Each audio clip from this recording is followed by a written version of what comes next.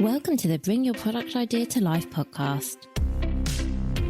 This is the podcast for you if you're getting started selling products or if you'd like to create your own product to sell. I'm Vicky Weinberg, a product creation coach and Amazon expert.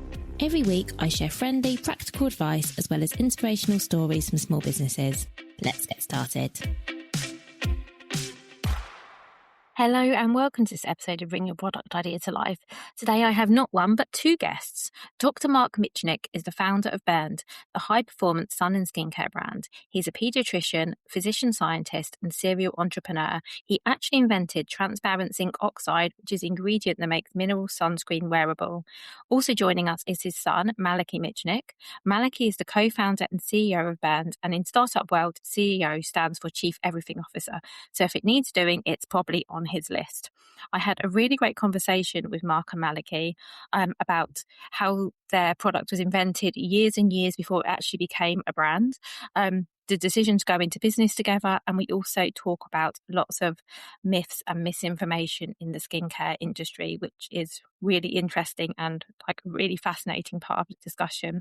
So I think this is definitely one that you will enjoy. Whether you're interested in the world of skincare or startups or product development, there's a lot to be taken from this episode. So I would love now to introduce you to Mark and Malachy Mitchnick. So hi, Mark and Malachy. Welcome to Bring Your Product Idea to Life, and thank you so much for being here. Can we please start with you giving an introduction to yourselves, your business, and what you sell? Sure. So I'll go first. So I'm Mark Mitchnick. I'm a physician by training, a pediatrician, and co-founder of Burnd, which is a company that is marketing skincare products, starting with sunscreens. My background, like I said, I'm a doc. I've been developing pharmaceutical products for a long time, maybe 30 years. I can't name them by name, but many of the products that you'll see on the market came through a company that I owned called Particle Sciences, where we never marketed our own product. We developed them for other folks. So my lane, my skill set is really around product development. Brilliant. Thank you. My name is Malachy Mitchnick. I'm a son of Mark. I'm the CEO of Burnd, and many of which Mark said as it relates to what Burnd does is exactly what we do. My background is in technology, actually. I was a software engineer at an AI company before starting a sunscreen company. And outside of that, I surf a lot. Brilliant. Thank you both. So Mark, I'm going to start with something I read about you when I was doing a bit of research for this episode. So before Burnd even existed, you invented transparent zinc oxide. I believe that's the right term. Can you take us back then and explain the problem you were trying to solve? Because I think this is probably an important part of the story. So that company was called SunSmart. And the problem I was originally trying to solve had absolutely nothing to do with zinc oxide. It was started by my brother and I, and we had a product idea, which I won't torture you with, but that idea turned out to be like a profoundly bad idea. And we would have gone broke pursuing it. But in the process of learning about that, I learned that from my co-inventor on the patents, actually, that zinc oxide, the white stuff everybody puts on their face, is naturally transparent. And the reason it's white is because of the way it's made. And the other thing I learned is that to make it transparent, it costs at that time maybe $100,000 a gram. So it was super expensive. It was used only in very specialized applications. My partner at the time used it to coat solar cells that they were making for the military, that kind of thing. So what we did, we figured out how to manufacture it inexpensively. But having learned that was the case, that it could be transparent, it occurred to me as I was seeing kids at that point. I practiced medicine as a pediatrician. We live in a town called East Hampton, which is a vacation town. So hundreds of thousands of people out here for the summer. Everybody was getting burned. Parents had a real hard time getting their kids to wear sunscreen. And getting themselves to wear sunscreen. And so there was a mismatch, right? There was a huge need, but there really weren't elegant sunscreens that worked really well, that didn't feel really bad to put on. And so having learned about transparent zinc oxide, and then also learning that zinc oxide is naturally a great UVB and UVA sunscreen, pieces kind of just fell together. Yeah, thank you. And you mentioned earlier that you were supplying some major brands, but another thing that I read about was that you say you couldn't find a sunscreen that you trusted for your own family. So with the products already on the market, what did you feel was missing at that time? Yeah, so we manufactured the zinc oxide, and then we did something to it after it was manufactured to make it easier to formulate. But I had a lab of folks that really knew how to use it. In fact, we would teach the other companies how to use it because it was a brand new ingredient. It's pretty common in that world that you have an ingredient nobody knows how to use, so you set up what's called an applications lab. And even the big boys, shouldn't even name them, but all the big companies you've heard of, both in Europe and the U.S., would come to us and say, "Hey, we want to put this in our existing moisturizer or something. What's the best way to do that?" And then we would prototype formulas for them, and they would go and use it. But it was not the cheapest ingredient. Like I said, it wasn't the easiest thing to use, and so those companies, by and large, they're in business to make money and make as much money as they can, and so they won't spend an extra couple pennies per jar, and it really is a couple pennies per jar. It's instead of 15 cents an ounce, it might cost 18 cents an ounce or something. When you're selling 100 million jars, that's a big number, and so what we did was we didn't ignore cost, but said let's start with what's the best product we can actually make that, and then say, can we afford to make that? And the answer is yes. So it's a combination of formulation skill. It's a combination of being a little less price sensitive than mass market companies are, and then it's really understanding the ingredient, because we lived with the ingredient more than virtually anybody. Does that make sense? Thank you. Yeah, so with the things that were sort of missing from the existing products, was it mainly just down to how they were formulated rather than anything else? Yeah, I mean, so if you look at a good sunscreen, maybe 20% of it is the actual sunscreen itself. 80% of it is the other stuff, the excipients, the inactive ingredients. And they are largely responsible for how something feels, how it dries down, how long it lasts. That's not 100% true, but it's largely true. Some of the sunscreens, they're meant to be dissolved, not zinc oxide, but the organic or the chemical sunscreens. And some of them are hard to dissolve, and so you've got to add a bunch of oil or something to get them to dissolve. So sometimes the sunscreen drives what else is in the formula. But by and large, the formulator's got a wide, range of things that they can use. And Yeah, that makes sense. that's the difference, between Shiseido and the cheapest thing at Boots, right? I mean, it's the other stuff in there. Yeah, that makes sense. So like whether it's easy to apply, whether it like absorbs in your skin quickly, whether it leaves a chalky film, I guess it's all that Yep. kind of thing. Yeah, and how it feels. Of course, packaging is a whole other thing. Of But course, yeah. the formulation can be. Sunscreens are drugs in the U.S., in Europe, and Asia, and so we all have a limited number of actual sunscreen chemicals we can use to block the sun, but we've got a ton of other stuff we can put in there to make it feel better, last longer, etc.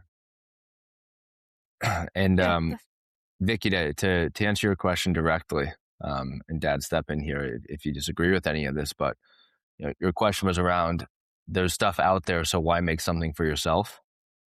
And it really sort of blends down to the formulation. So the example that I use or that I think about is I was a little kid. I was running around, jumping in the ocean. My mom is a super fair-skinned Irish woman. And yes, there are sunscreens out there, and there's still a bunch of good sunscreens out there today that will do the core job of protecting you. But they're either inelegant to use, and so they have all the common problems that people describe of them rubbing into your eyes, staining your clothes, just feeling gross. Or they don't really work that well in athletic contexts. And for us, and specifically for my family, that meant being able to go to the beach and surf, boogie board, go in the water, and your kid not turn into sort of a little sand magnet, or it just disintegrates the moment you get into the water. And that really just leads to a compliance issue. With the thing about sunscreens, whether it's for a 5-year-old or a 30-year-old, is that if you don't use it, it's not going to work. And people don't use sunscreens because they don't actually enjoy using them. And the goal isn't necessarily to create something that people wake up in the morning and they're super excited to use. I think that's a little bit of a big ask for people around sunscreen. But it's simply making something that works and actually defining working by it's not gross, it doesn't stink to use.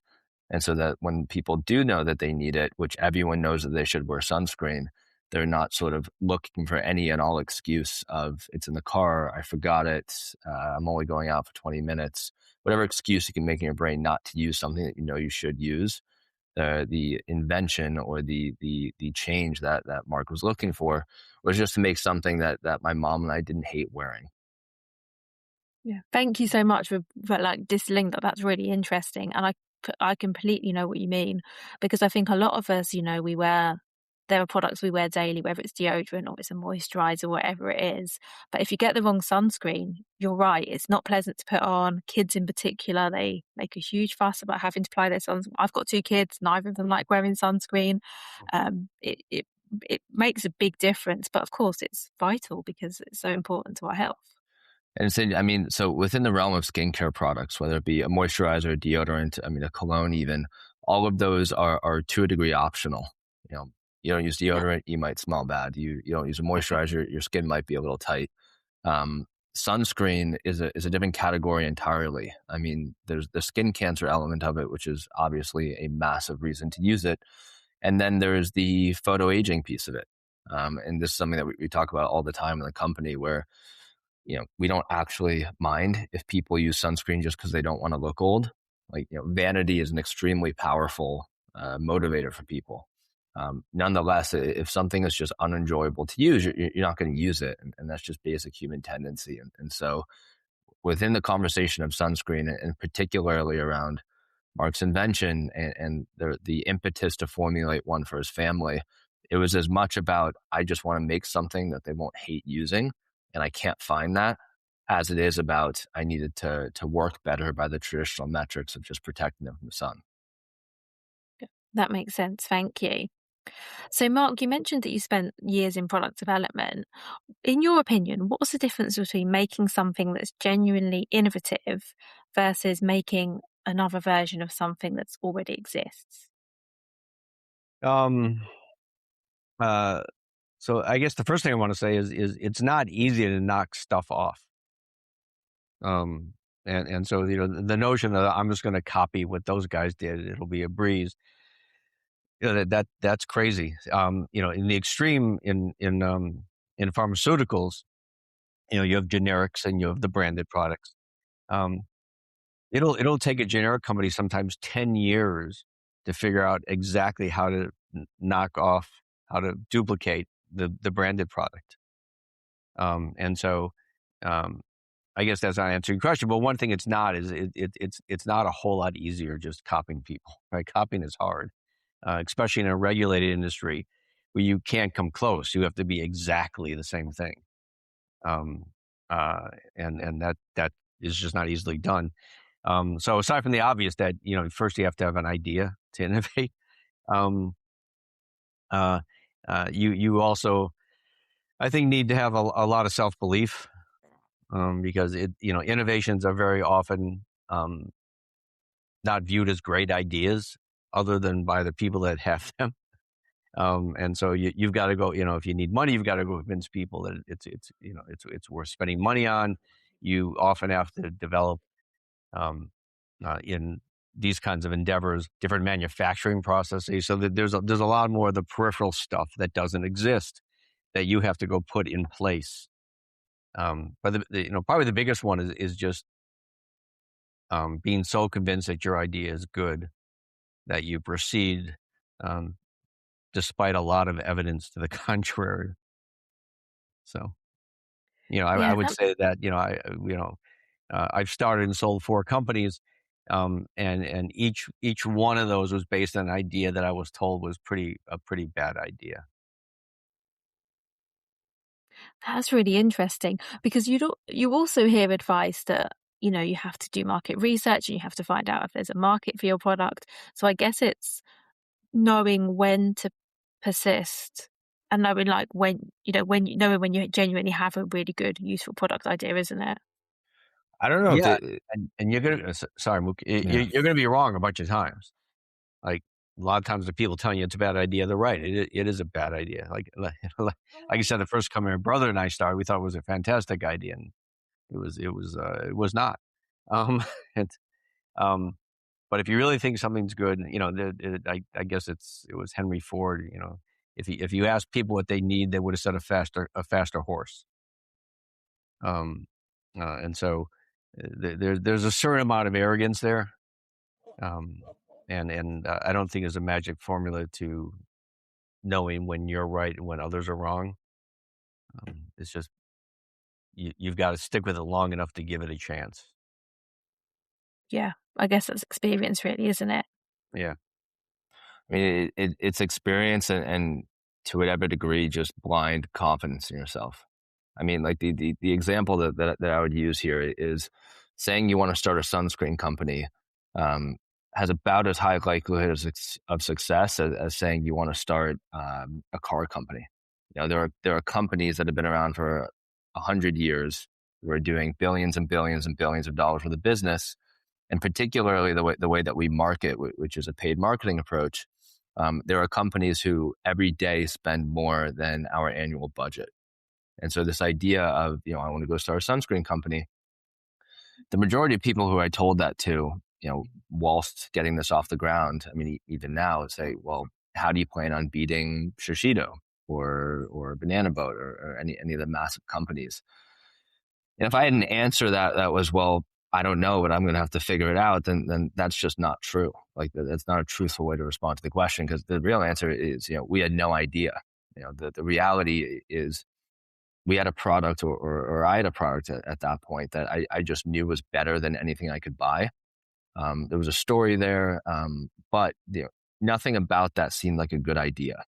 And so Financially. yeah, financially or for me being 28 years old, never having started a company before, was this really the best way for me to sink a couple of years of my time into at a point in which many of my peers are doing the thing that sets them up for their career, whether that's in whatever career, that banking or finance or whatever it may be. The thing you do now kind of determines the thing you're going to do for the next 15, 20 years. And starting this wasn't exactly the best possible thing I could do for my future. But getting back to Mark's point, it's if you think you have a good idea, you just kind of have to pursue it blindly until someone else thinks it's a good idea. And enough people think it's a good idea to where you either have a company or you don't. Yeah, thank you. And I would really love to know, so with all that said, what was it that made you think, okay, we have a good idea, let's start a sun cream company? You want to take this one, Dad? I think we'll have very different answers. Yeah. So from my view, we knew the product was really good, right?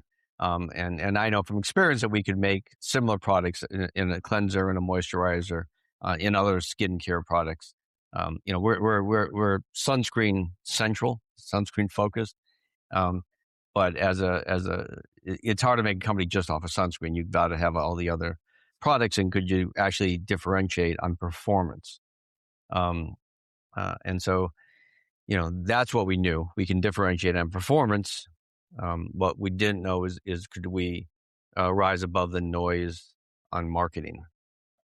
Because there are countless good ideas that never see the light of day because of inadequate marketing and inadequate funding. You name it. So that was the thing neither Malachy nor I had experience in. But we found a guy, and brought in that expertise.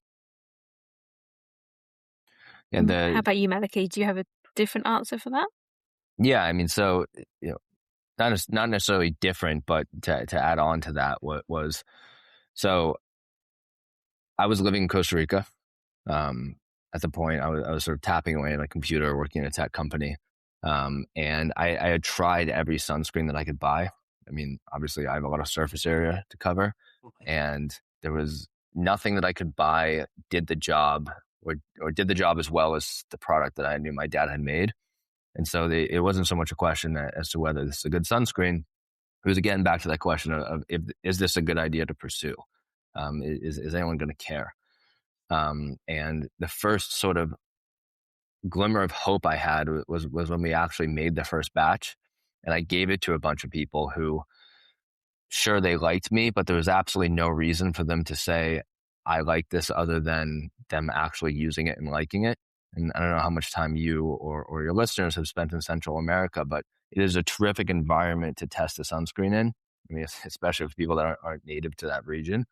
And so the first sort of initial round of feedback, was, where can I buy this? This is a good sunscreen. This is different than any sunscreen I'd ever tried. That was sort of the first time that I thought, this might actually be a good idea. But also starting a company with my dad, I mean, I've seen him do well for himself. I've seen him be a good leader, and I've seen him grow things successfully. And so, part of the hubris of thinking that I could pull this off was certainly the fact that, I have him sort of in my corner and actively involved in this. And so that wasn't necessarily saying it was going to work, but it was minimizing the chance of failure. And so for me, it was a combination of people actually liking what we made, which is always a good thing. And then just being able to work with Mark, that gave me probably more confidence than I deserved at the time. Oh, thank you both.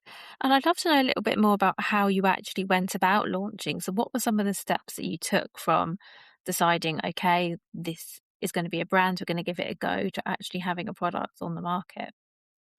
I mean, there's the basic mechanics of starting a company. Everyone knows this. You brand the name, you start a bank account, you build a website, all those sort of nuts and bolts. But I think more so to the idea of a startup not knowing if it's a good idea, it was a side project for a while. And so at the time, I was still doing other things professionally. And this is really in the beginning of the company, call it the first 6 or 8 months. Mark was definitely still doing other things professionally, and he's still doing other things now. He's just lucky to have his time. But it was a gradual sort of, all right, we think this could work, to, all right, we have some data over the summer that people are into the idea, they're into the brand, they like the product.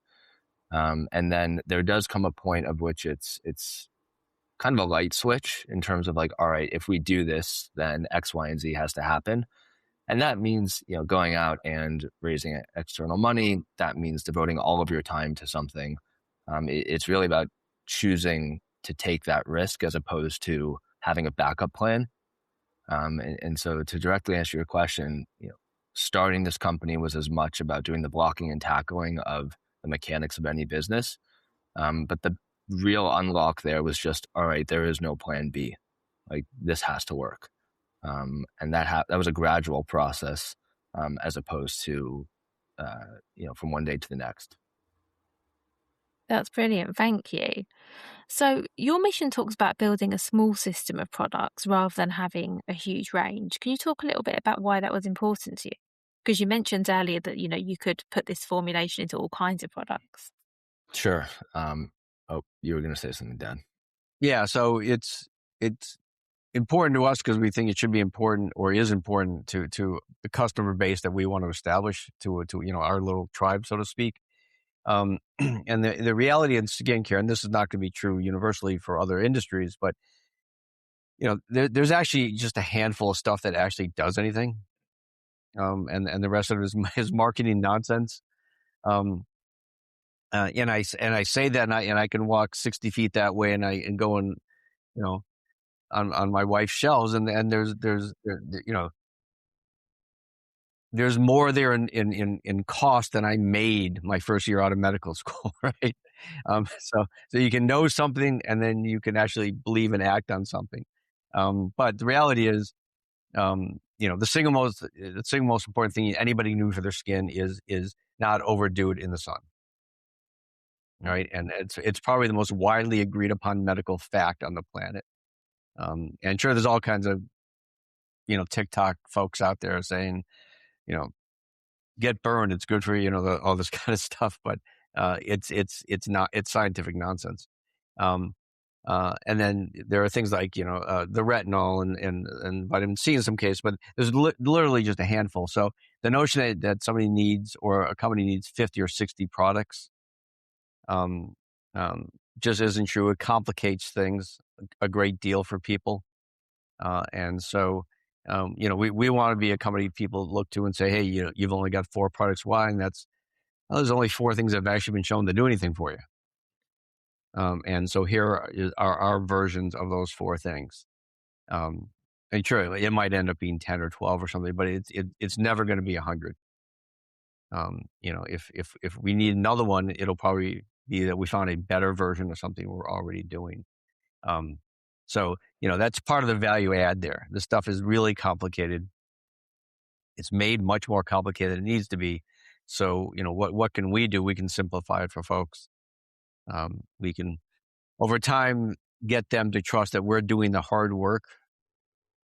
If your car breaks down, when I was a kid, we would go fix it, right? That's no longer the case. I wouldn't even know how to fix my car right now. And so I trust the dealer. I trust the mechanic that he or she has done their homework. They know what they're doing. And so, skincare almost needs to be the same thing. So that's the sort of practical answer to it. And then there's the brand answer to it, which is, and this ties into, why we thought this was a good idea, which was, I don't think I'm unique in both my demographic and then also just in my sentiment around the fact that there's just too much stuff out there to buy. And so for me, it's part of the reason I started the company, which was if my dad is literally the guy that invented the thing and I don't know what to buy, there's something wrong there. And so this idea of complexity, not in terms of the science of a formulation or the efficacy of a product, but just in terms of the number of choices that I have, that was just something that we just didn't want to involve in our own company. And so it's both myself and it's my co-founder, John, and Mark for that matter. Whereas just, we know the science and the science doesn't suggest that you need more than a couple of things. And then also just in terms of the brand that any of us can feel good about, we don't want to make a bunch of things for people to buy that they don't need. Yeah, that makes a lot of sense. Thank you. And I'll be honest as well, as a consumer, it could be really confusing. I'm not going to name brands, but there's a brand here in the UK, I'm sure they're in the US as well, that I like for skincare. And when they have a choice of 10 different moisturizers, as an example, it's really hard to know which is the right one. Do you know what I mean? It's confusing. Hard. It's confusing and it's disingenuous. And the other thing is, like, it's not easy to make this stuff. And so we don't really have the bandwidth to make a bunch of crap. But yeah, it's also, even from their perspective, at some point counterproductive. So there's a great book called Paradox of Choice. And humans are not, we get paralyzed at some point. And so, a good example, you walk into the grocery store and they're giving away free cheese, so you try the cheese and, hopefully buy some. If there's a choice of 2 or 3 cheeses, I'm going to make up a number here. 30% of the people might buy something. If there's 15 of them, that goes close to 0. It's too many choices. I can't make one, and so I'm gonna walk away and not buy any cheese. And so it's also it's in the consumer's best interest. It's also in our best interest, we believe, to keep things simple. I think so, and I really resonate with that example. The amount of times I've walked away from somewhere because it's just too much to make a decision. Yeah, it's like, I don't really need cheese, so I'm not going to spend 10 minutes thinking about it. So. So something else that stood out for me is your position against fear-based marketing. And I just thought it would be interesting to talk about that a bit as well, because that's something we do often see, particularly in the skincare space. So I'm really interested just to talk that through a bit. Yeah, so I'm sure Mac will have his version of this, but it goes back to something more basic. Is you shouldn't treat people like morons, because the vast majority of people are not, and trying to scare them is treating them like they're not smart enough to understand the truth if you present it to them. And it's just too easy to get people's attention by saying, that company's going to kill you, or this company is doing this, or you name it. And it's our view, and I think we've proven this, and as have many other companies, that there's value, and you can develop loyalty and a following just by telling. I don't even want to say the truth, because that makes it sound like there's some big conspiracy out there, but just by communicating clearly. And like I said, the science is pretty complicated, but the basic idea is not. UV bad, skin cancer bad, premature aging not great, sunscreen good, right? I mean, there's and you can dive a lot deeper than that, but that's the basic message. Yeah, I'm with you. And I also agree that people, majority of people, they're not stupid. However, I think all of us appreciate things being made simple for us. Yeah. So like you said, like that simple messaging does work, because we all appreciate being told things sort of in a simple, straightforward way we can understand, without the fear and the emotion. Yeah, people confuse uneducated with being stupid. And nobody can possibly be educated in everything. I'm a pediatrician. I have friends who come to me and say, "Hey, what do you think about this high blood pressure medicine?" I have no idea. Kids don't get high blood pressure, right? And so 40 years ago, a doc could know, pretty much everything in medicine. That's just not the case anymore. You have to specialize and specialize and specialize. And so to expect, and the big companies don't expect consumers to know a lot about skincare, really. But rather than try and teach them what they need to know, it's easier just to scare them, or frankly, just lie to them to get them to purchase their product. So, obviously that works. There are people making billions of dollars doing that. But it's our business plan that there's enough folks out there that our approach will appeal to. Yeah, I think so. Yeah, and I have a slightly more aggravated view of this than Mark does. But I mean, my view comes of this from probably me being 28 and living on social media a hell of a lot more than Mark does. Although he does have an Instagram account now, and we do DM, so he's he's entered the world of social media. But the reality is, and I know this well for sunscreen. I don't know this well for other skincare verticals. But sunscreen is one of those things of which the contemporary buying mechanism is to convince someone that this ingredient or this formulation or this category of ingredients is going to kill you or is bad for you. So go buy our thing. And first and foremost, and this comes from before I started a company or a CPG company, which was just that if someone has to tell me that the other guy's stuff is going to kill them or kill them, so buy my stuff, probably not going to trust them. Because to me, at least, that's not that's not a trustworthy place to start. But then the other piece of this is fear-based marketing leads to people either not wearing sunscreen or just not going outside. And so this idea of like, if you use a chemical sunscreen, it's going to be an endocrine disruptor and mess up your hormones, cause skin cancer. Sunscreen actually causes skin cancer, so don't use it. All of this just leads to a place that I think is fundamentally bad for people. And so the reaction that we have to fear-based marketing isn't even necessarily that we think it's goofy, although we do. It's that the consequences of that specifically for the products that we make are in many cases not necessarily life and death. It's not like everyone who gets sunburn is going to get skin cancer, but my mom had melanoma twice. I have friends whose parents or grandparents have died from melanoma or just been maimed from it. Getting a big chunk of your face taken off is not a good option either. And so if the early behavior is shaped by something that is just blatantly wrong and it's so easy to avoid, it sort of goes past what makes money or is good marketing tendencies, but what is just morally right. Like, what are the ethics of marketing to someone when what you sell them has a tangible effect on what they're going to be able to do with their kids 30 or 40 years later? And it's not ridiculous to say that sunscreen fits into that category. And so there's the ethical piece of it. There's the fact that it's short-lived. Like, I can tell you from a data perspective that if you want to build a company that lasts, doing it exclusively off the fact that everyone else sucks isn't really a good business plan.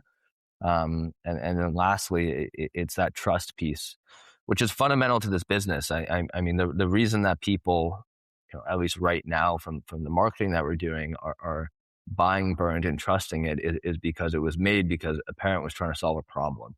That's sort of fundamental story, which is our story. And so mixing that message with buy this and your life's going to be ruined, those two things can't really sit in the same room together.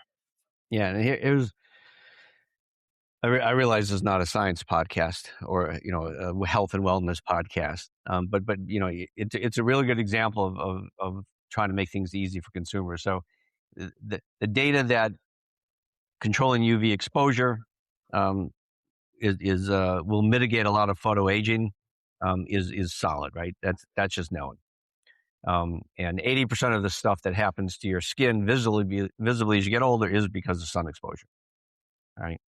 The fact that wearing sunscreens will drastically cut down on precancerous lesions and 2 kinds of the 3 kinds of cancer is really well documented. It's not so clear that wearing sunscreens will help with melanoma.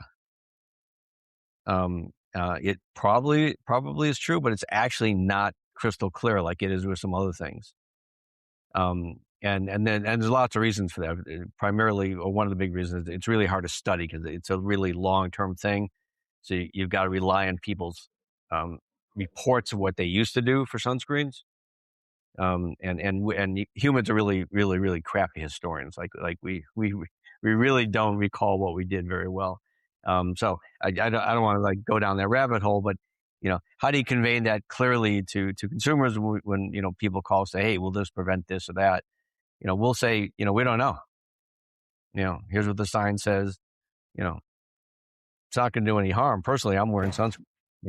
But you go figure that out for yourself. So just a little tangent there. No, thank you for that. And I think coming back to what you were saying, Malachy, I agree with you about your story. I think consumers now are more interested in the story behind a brand, and that you have a personal reason for starting this business. And I think people are genuinely interested in that. And I imagine that's much more effective than saying, if you don't use our product, these terrible things will happen, or could happen. Because yes, okay, that there are risks for not wearing sunscreen, but I do think that having a personal story behind the brand helps customers connect with you a bit more. Was that your experience? Yeah, and it specifically within context of this conversation and bringing a product to market, and this is a perfect way of explaining whatever degree of success that we've had and will hopefully continue to have, which is there is a bunch of sunscreens out there. There is a bunch of sunscreens that use fear-based marketing. And so purely looking at what is a differentiator that we can talk about confidently, for us, it's that story. And so, we're in the lucky position that the ethics for us line up with what we think is actually a good marketing strategy.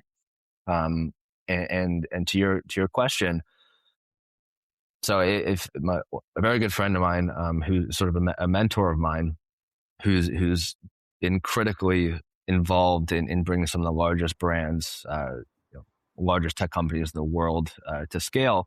When I was asking him about Burnd in the very beginning, I was explaining to him the science, and I was trying to create the brand that not necessarily that I think he would want to hear, but just explain it in such a way as to someone of his caliber would understand. And he was like, just, talk to me like we're catching up at a bar. Like, I just asked you what you're up to.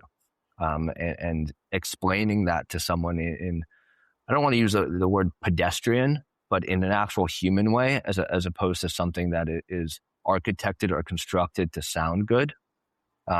That's what we've seen be the big unlock for us. And so what I've seen in terms of consumer behavior is, me sitting there saying, I started this phenomenal sunscreen company that uses microparticles zinc oxide, and we make the best product, like the sort of TV commercials with like Oxy Seal or Flex Seal or something. That doesn't work. Frankly, no one cares.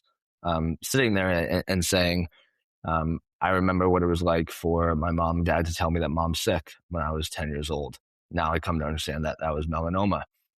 Talking about the fact that when I was growing up, I had cystic acne. And so, using a sunscreen that wasn't meant for sensitive skin, or that was not comedogenic, had negative impacts on me, because then I would be choosing whether or not to wear sunscreen or have new pimples when I went on a date later that week. All of that is there's no way to make that up because no one's going to think like that's actually what happened. And so using that to explain why my product is worth trying out, not even necessarily better, but just worth trying because maybe that's a story that, fits into your life in some way. That has been, not only in terms of data, but just in terms of anecdotally having conversations with people, the absolute best way to talk about Burnd. It's this isn't a new idea. Simon Sinek, who many of your listeners or yourself may be familiar with, he's a very famous marketer. He talks about the difference between Microsoft and Apple. And fundamentally, Microsoft just told people why their motherboard was better than other computers. And Apple told you a story about what you could do with their computer. Yes, my dad's using a Microsoft computer right now. I'm using an Apple computer. They're still big companies, but there's an obvious difference in those brands and how they've scaled and the sort of cultural relevance that they have. And so the simplest way to answer your question is we would not have a company unless we told our story. Thank you. Absolutely. I agree because like we said right at the beginning, you're not the only sun care brands out there. There are others. And I think I think differentiating on the product is one thing, but I think it's a lot easier to differentiate by sharing your story because nobody else has your story. Yeah, and I think founders, in my experience with founders, specifically young ones who haven't done this before, there's a lot of imposter syndrome. Like when I started this company, I thought, who cares about me? Who cares about my story? I was shy to tell that because I had something that I thought was a better product and there's science behind it. And, my dad is this formulation wizard. And my co-founder is this extremely successful marketer. On paper, they're a lot more successful than I am, or at least there's better reason for people to care what they say. And so for me, it was, sure, I can tell you why I did this, but I don't know why anyone would care. What that's evolved into is the only reason, or the majority of the reason why people care is the why behind it. And so, yes, Mark did all these things that are impressive and he's smart and blah, blah, blah. I can see you laughing there, Dad. But fundamentally, a parent trying to solve a problem and then a kid growing up watching, mom suffering from something and not wanting other moms to be in the same position, at least as an entry point, specifically as it relates to bringing a product to market, that just matters more. And then you have to have a good product and you have to have good marketing and you have to have good distribution and all those core mechanics of a good business. It doesn't replace that. But it matters more. At least I think so in this day and age. I think so Vicky, too. you've got another job, right? You help companies market, correct? I help brand sales specifically on Amazon. Yes. Yeah, and so what? I'm not sure if you do this in your podcast, but what's your experience? Have which would you rather have, a great product or a great story? I'll be honest, both is ideal. Yeah. But the story is really important. And when I work with brands on Amazon, one of the things that I'm always keen that they talk about in their listings and then their store is their story, because everybody is going to say, this, if we're still talking about, let's say skincare, everyone's going to say our formulation's great, our formulation's the best, Yeah, of because course. you would say that, right? Right. But I think when you have a story about a founder who's, they've got a reason for creating the brand, or maybe some of the brands that I've worked with, for example, have a real strong angle on sustainability or ethics, and there's different things that they do in their businesses that may be different to the way other people are doing it because of their personal experience. It's just something that helps people connect with the brand a little bit more, and it makes it more memorable as well. That's the other thing. Like, I think people will remember Burnd because they'll remember the story. Whereas if you came on this podcast, for example, and you were just talking about your formulation and this is the best and this is what it does, that's a lot less memorable. But when people talk to me about episodes that I've done in the past, they will often say, oh, the episode with the lady who did this, or the person who, they remember the brand, but they also remember the person behind it as well. And I think that creates a bit more connection. And as I say, makes you more memorable. And coming back to the question you asked about Amazon, on a marketplace like that, you need to stand out, and people do need to remember you, because you're not going to be the only one selling that moisturizer, that sun cream, whatever it is. There are going to be other people. We are painfully aware of that. Yeah. In fact, I could tell you for a fact there are 75,000 other sunscreens on Amazon. Wow. It's not exactly an uncrowded marketplace.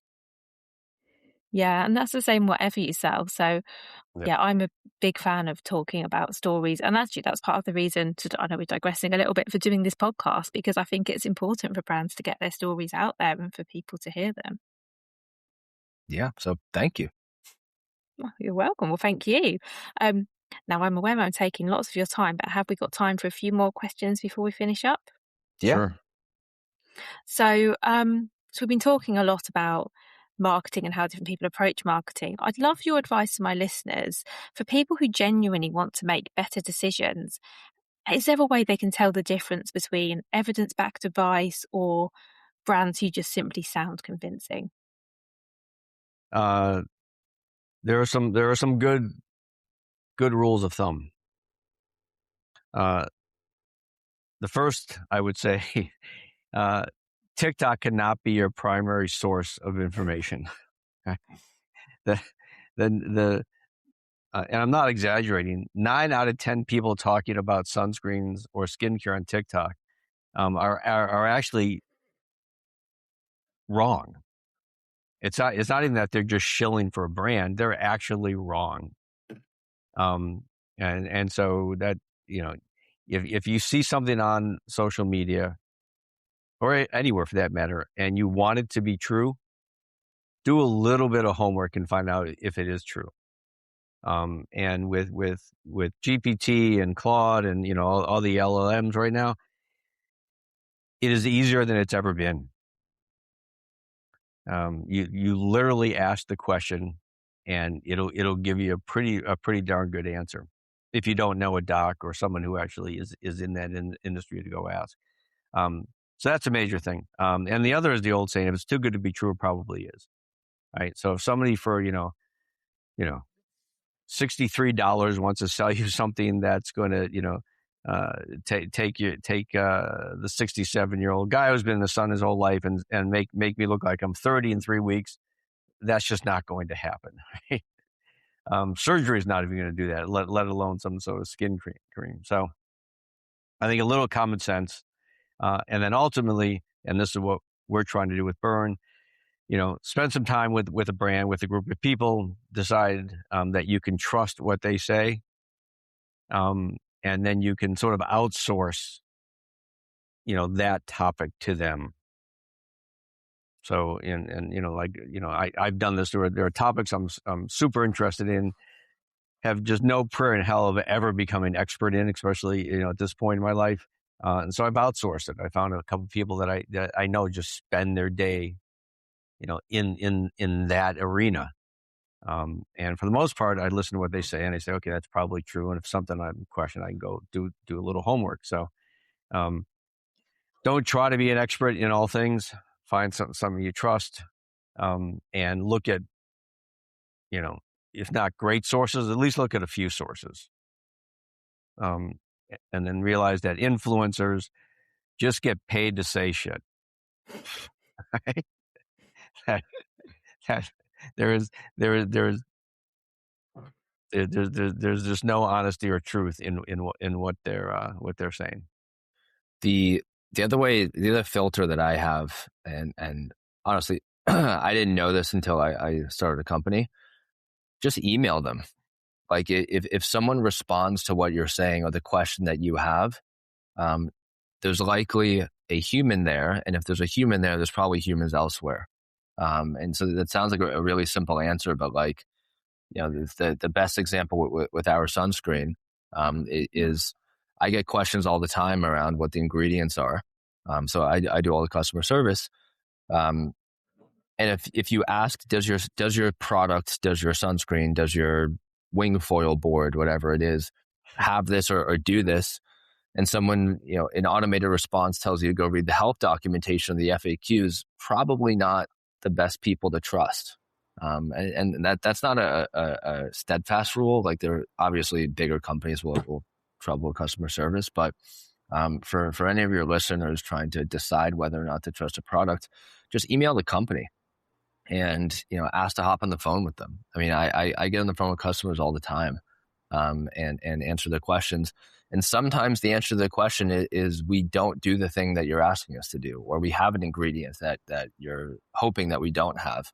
If you ask someone a question and they either evade the answer, don't answer at all, or refuse to work with you to find a solution, probably not the best thing to put in your body or put in your skin. And I find that to be a really good filter, especially with smaller companies, because if they don't care to answer your email, they probably don't care what they're putting in their products. That's great advice. Thank you. And you're right. It's something very simple. However, a lot of us don't do that. So no, and you can DM them. Like I mean, at this point, I'm intimately familiar with this world of customer service, but DM them, comment on their Facebook posts, comment on their Instagram posts, ask questions. I mean, in active one, it's table stakes now, what I think, for any good brand.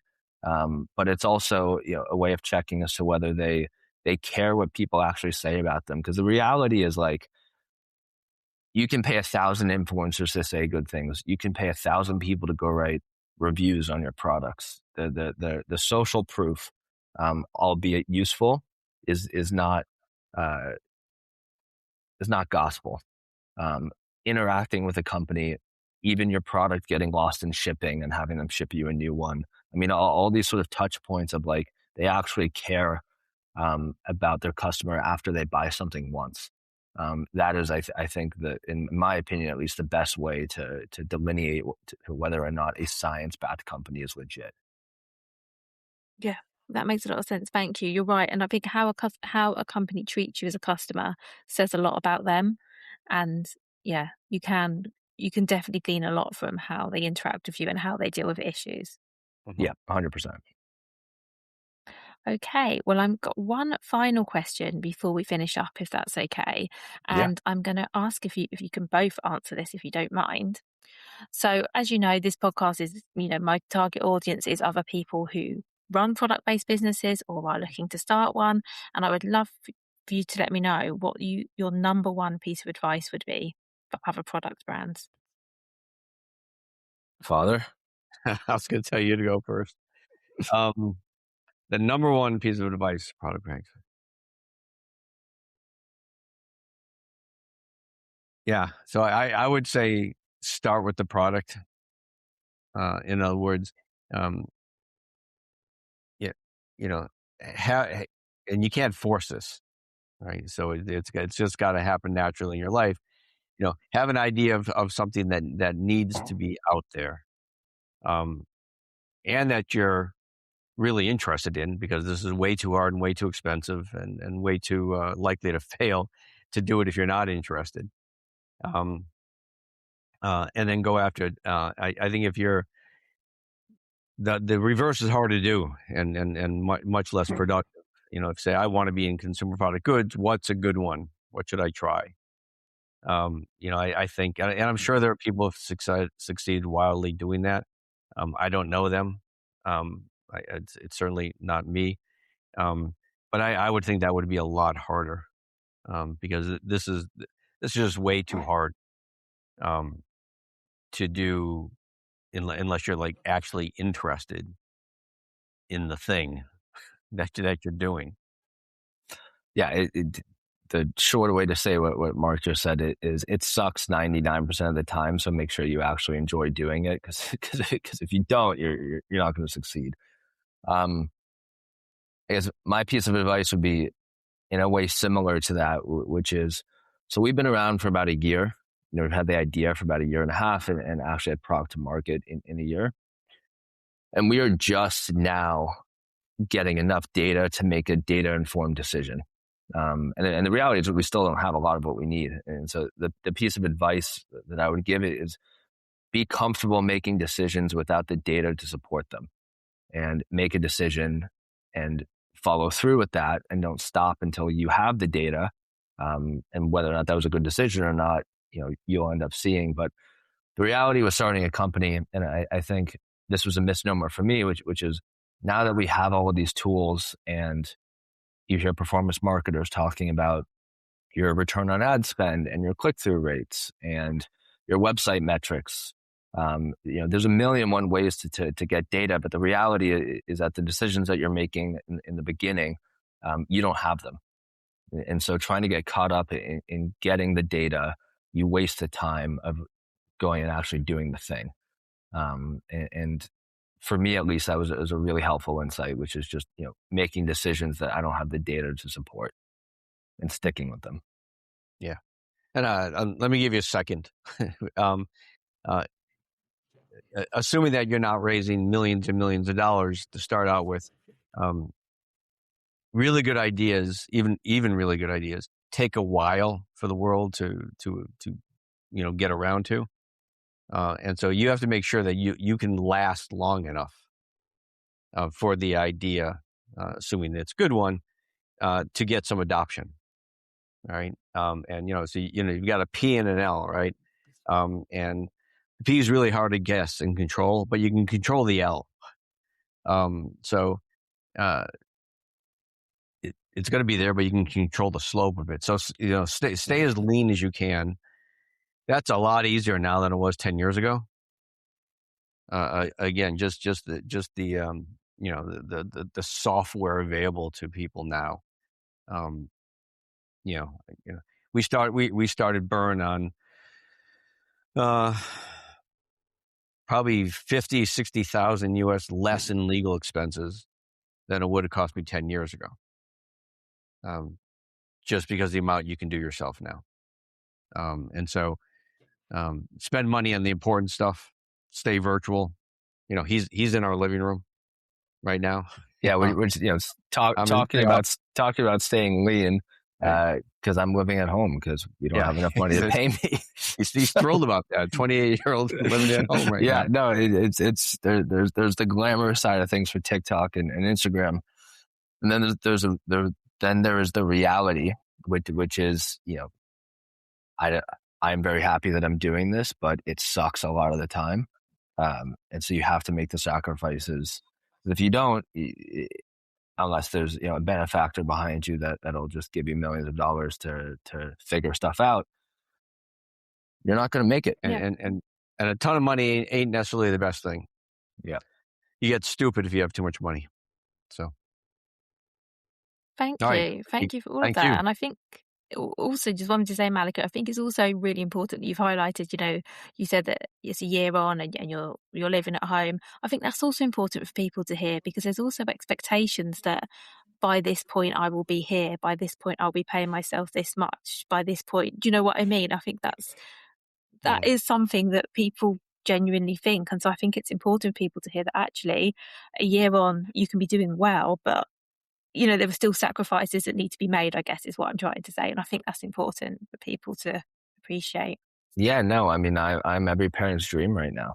living in living, living in the guest bedroom, sapping resources as an adult. That is. But, Yeah.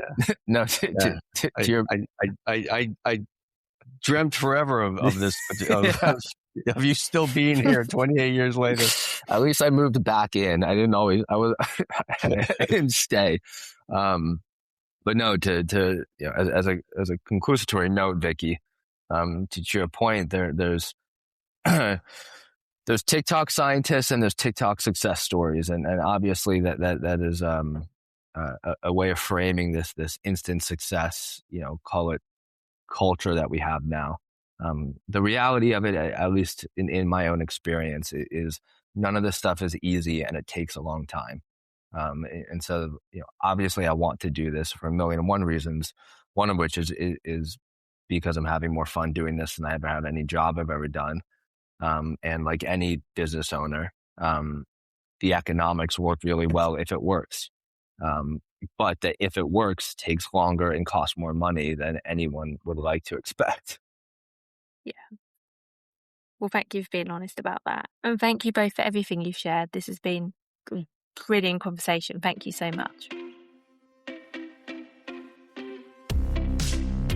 Thank you so much for listening right to the end of this episode. Do remember that you can get the full back catalogue and lots of free resources on my website, vickyweinberg.com. Please do remember to rate and review this episode if you've enjoyed it, and also share it with a friend who you think might find it useful. Thank you again, and see you next week.